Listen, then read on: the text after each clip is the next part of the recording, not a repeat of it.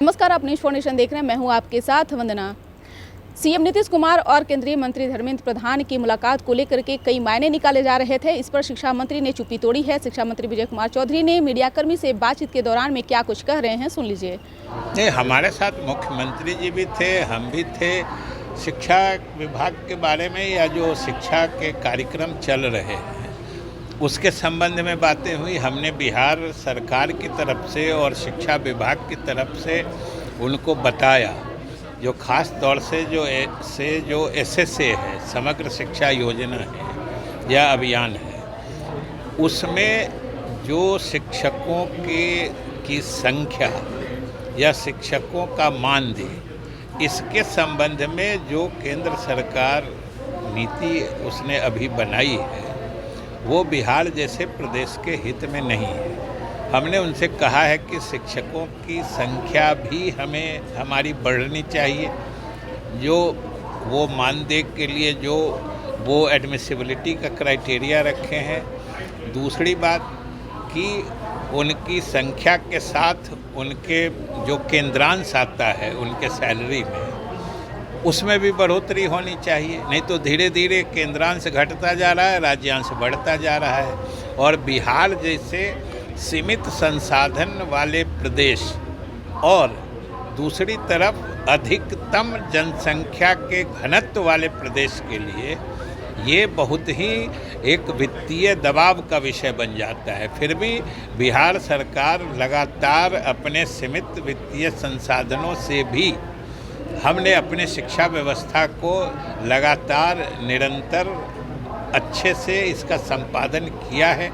वो हमने कहा है कि आप शिक्षकों की अधिक संख्या भी बढ़ाइए, उनका जो मानदेय है उसमें भी बढ़ोतरी कीजिए, और तीसरी बात है कि जो देना है वो समय पे दे दीजिए। एक दूसरी बात केंद्रीय विद्यालय के संबंध में भी थी, जो केंद्रीय विद्यालय के लिए भी हमने कहा है कि आपने जो उसके मापदंड अभी तक निर्धारित किए हैं वो बिहार जैसे अधिकतम जनसंख्या के घनत्व वाले प्रदेश के लिए उपयोगी नहीं है। यहाँ पे सबसे दुर्लभ चीज़ कुछ दिन में ज़मीन भूमि ही हो जाएगी, इतना ज़्यादा दबाव है जनसंख्या का यहाँ की ज़मीन पर।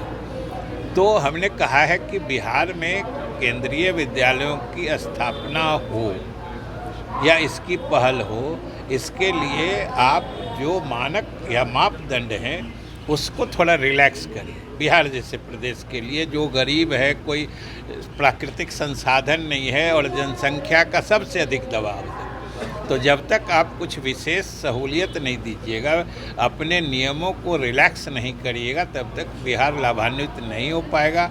और हमारे लिए प्रसन्नता की बात है कि जिन बातों की चर्चा या जिन मुद्दों को हमने उनके सामने रखा, उन्होंने उसके बारे में अनुकूल विचार करने का भरोसा दिलाया है। ये प्रसन्नता की बात।